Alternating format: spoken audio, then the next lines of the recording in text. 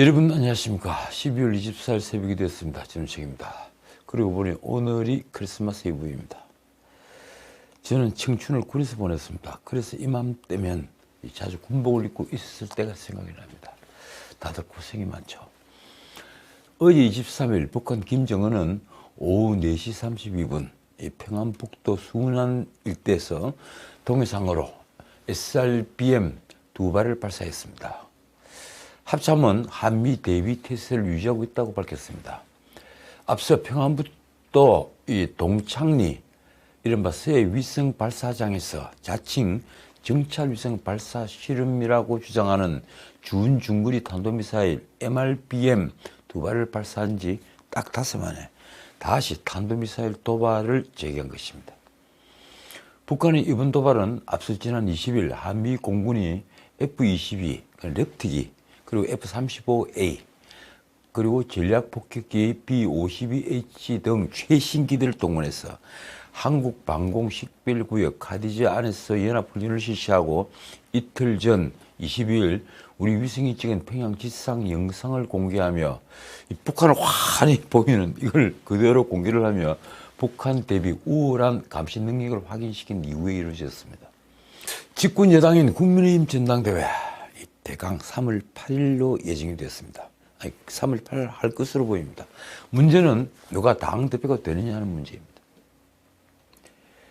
후보자는 아주 많습니다. 김기현, 안철수, 권성동, 윤상현, 그리고 조경태, 나경원, 황교안, 그리고 또 현재 원내대표인 주호영 이름도 신문에 나오더군요. 대강 꼽아도 8명이나 됩니다. 주자들이 이렇게 많다는 것은 뭘 의미하는 걸까요? 바로 두드러진 후보자가 없다는 말이 됩니다. 발군의 후보자, 아니 어떤 후보자, 그리고 거기에 버금가는 후보자, 이런 후보자들이 없다는 얘기입니다. 그런데 다음 당대표는 엄청난 의미가 있는 아주 중요한 포스트 직책입니다. 우선 다음 총선을 다음 당대표의 얼굴로 치러야 합니다. 쉽게 말하면 다음 총선을 책임지는 얼굴인 겁니다. 그런데 후보자 가운데 대중의 신망을 한몸에 받고 있는 특출한 분은 솔직히 없습니다. 그렇다고 해서 다음 총선을 윤석열 대통령의 얼굴로 치를 수는 없습니다. 이른바 내세울 수 있는 당대표가 없으면 결국은 윤석열 대통령의 얼굴을 내세워서 총선을 치러야 되는 것입니다. 우리는 역시 보수의 새 얼굴을 키우지 못했습니다. 하긴 이래서 민주당에서 정치를 시작한 안철수가 국민의힘으로 오게 됐습니다. 국민의힘은 박근혜 대통령 탄핵과 그리고 구석으로 갈라졌던 상흔이 채 아물기도 전에 이른바 적폐청산으로 보수를 괴멸시켰다는 평가를 한때 받았던 윤석열 대통령을 대안으로 선택을 해서 정권을 끝내 되찾았습니다. 자연스럽게 탄핵에 가담했던 바른정당 중심의 탈당파들이 친윤, 비윤, 반윤 할 것 없이 당의 중심에 있습니다. 과거 친박은 지금 눈을 씻고 찾아봐야 할 정도가 됐습니다. 과거의 친박 핵심도 이제 친박 얘기를 하지 않습니다. 그렇다고 지금 친윤을 중심으로 하는 자유주의 세력들을 이 나라의 보수 원류라고 부를 수 있을까요? 어쨌든 그들에게도 새 얼굴은 없습니다. 그런데 더 큰 문제는 이겁니다. 2달 남은 전당대회까지 시간은 드라마를 만들어 새 인물을 부각시키기에는 아주 짧은, 너무 짧은 시간이라는 것입니다. 말하자면 컨벤션 효과를 기대할 수 있을 정도의 드라마를 쓰기가 쉽지 않게 된 것입니다. 게다가 당헌 개정으로 드라마를 기대하기에는 별다른 변수가 생길 것 같지도 않습니다. 지금까지는 그랬죠. 이 당대표 선거의 경우 당심 70%, 그리고 일반 여론조사 30%. 이 30%나 계산을 하던 여론조사를 없애고 100% 당원들의 의사로 당대표를 뽑기로 했습니다. 솔직히 당대표 제도 자체는 대중민주주의에 어울리지 않는 구시대의 산물이죠. 민주주의가 발전하려면 이 숙려 민주주의로 가려면 당대표 제도는 없애야 합니다. 사무총장도 없애야 하고 당의 대변인도 없애야 합니다. 그런데 그런 구시대의 산물이지만 이왕 뽑는다고 하면 당원들이 총회로 뽑는 게 바로 정당 민주주의 정신에 합당합니다. 그것이 옳다는 생각입니다. 정당은 이념과 정책이 같은 사람들이 모여서 정권을 획득하기 위한 결사체이기 때문입니다.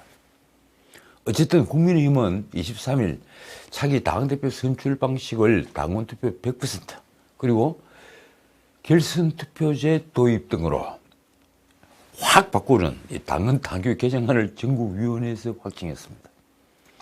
사정이 이러니 이제 김장연대라는 것이 떴습니다.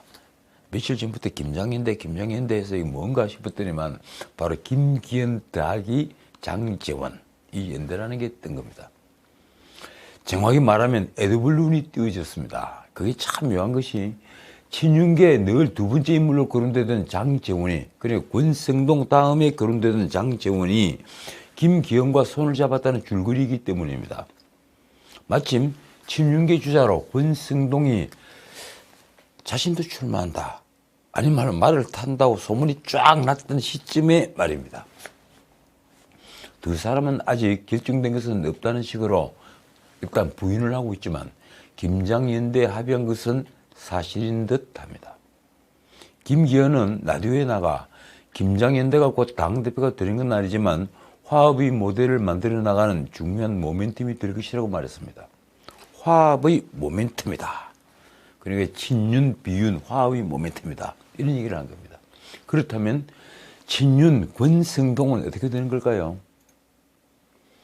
또 하나의 문제가 있습니다. 바로 결선투표제입니다.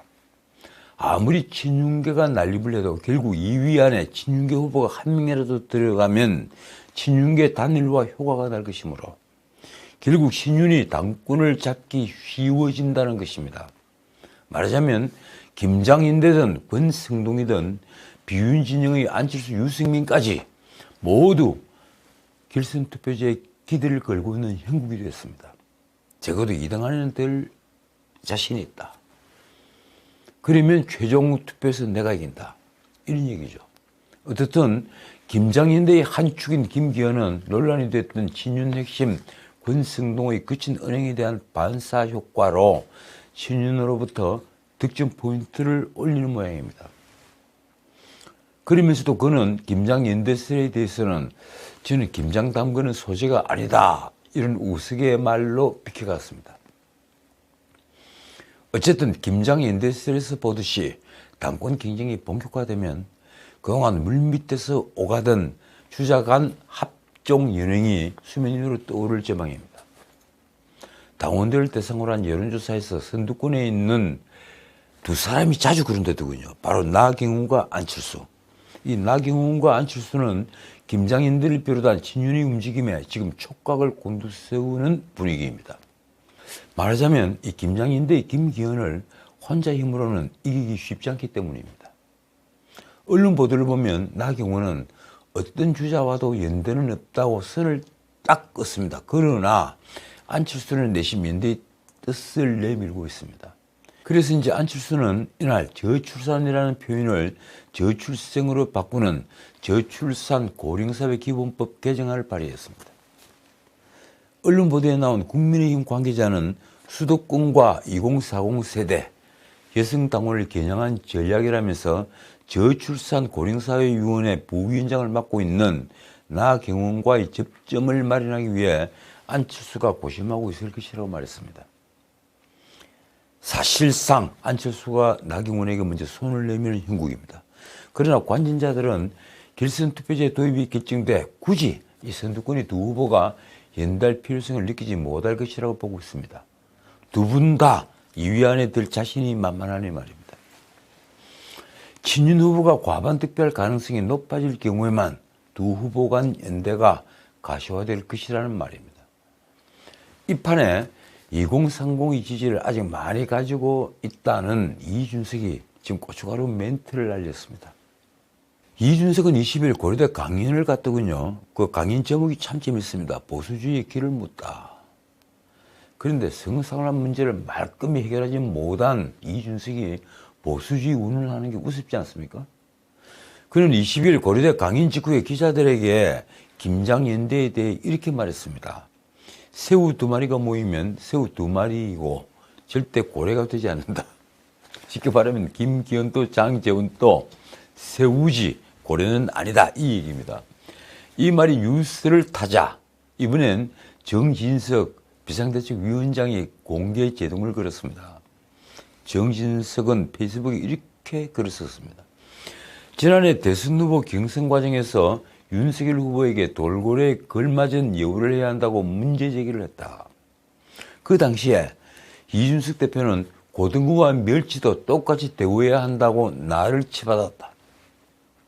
이번 전당대회에선 고래와 고등어가 함께 싱싱하게 뛰는 모습을 보고 싶다.